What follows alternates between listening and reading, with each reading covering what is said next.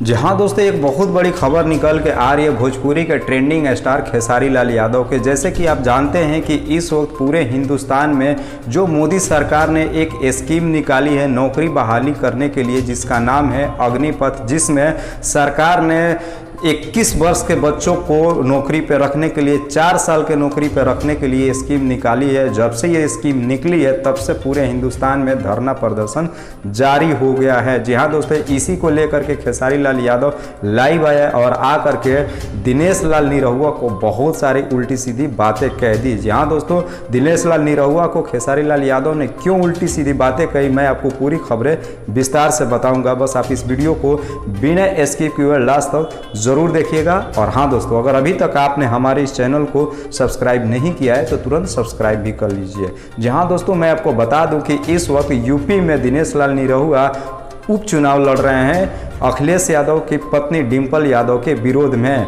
जी हाँ दोस्तों, मैं आपको ये भी बता दूं कि इसी बात से नाराज खेसारी लाल यादव दिनेश लाल निरहुआ के बहुत सारे खरी खोटी सुना दी कि तुम बीजेपी के साथ में अपनी पार्टी बना करके इलेक्शन लड़ रहे हो। तुम्हें अच्छी तरह से मालूम है कि हिंदुस्तान में इस वक्त बीजेपी ने क्या हालत कर रखी है हमारे युवाओं को। जैसे ही रोजगार की बारी आती है बीजेपी उनके साथ हमेशा खिलवाड़ करती है। और तुम ऐसे पार्टियों का समर्थन करना चाहते हो, अगर वाकई में तुम चाहते हो कि इस देश का भला हो, अगर वाकई में चाहते हो कि इस देश में हिंदू मुसलमान ना हो, तो मैं तुमसे हाथ जोड़ करके अपील कर रहा हूं कि ऐसे पार्टियों को छोड़ दो, क्योंकि ये पार्टियां पूरे हिंदुस्तान के युवाओं को खतरे में डाल चुकी हैं। वैसे ही किसी लोगों का रोजगार तो दे नहीं रही है, लेकिन एक रोजगार भी निकाली है तो 4 साल की बहाली के नाम पर लोगों के साथ खिलवाड़ कर रही है, हमारे हिंदुस्तान के युवाओं के फ्यूचर के साथ खिलवाड़ कर रही है। क्या तुमको ये दिखाई नहीं दे रहा है कि मोदी जो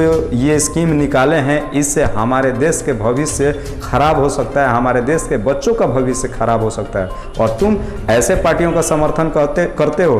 अभी भी वक्त है, इन पार्टियों को छोड़ दो और अपना जो काम कर रहे हो सही तरीके से करो। गलत को गलत कहो और सही को सही कहो। तो दोस्तों, आपको क्या लगता है कि खेसारी ने जो सुझाव दिनेश लाल यादव को दिया है ये वाकई में सही है? क्या वाकई में मोदी सरकार ने इस देश के बेड़ा गर्क कर रखा है? अगर आपको लगता है कि खेसारी ने सुझाव सही दिया है तो आप अपनी राय हमें कमेंट बॉक्स में जरूर बताइएगा। और हाँ दोस्तों, साथ ही साथ आप हमें ये भी जरूर बताइएगा कि आप ये मेरा वीडियो कौन से जिले के किस राज्य से देख रहे हैं।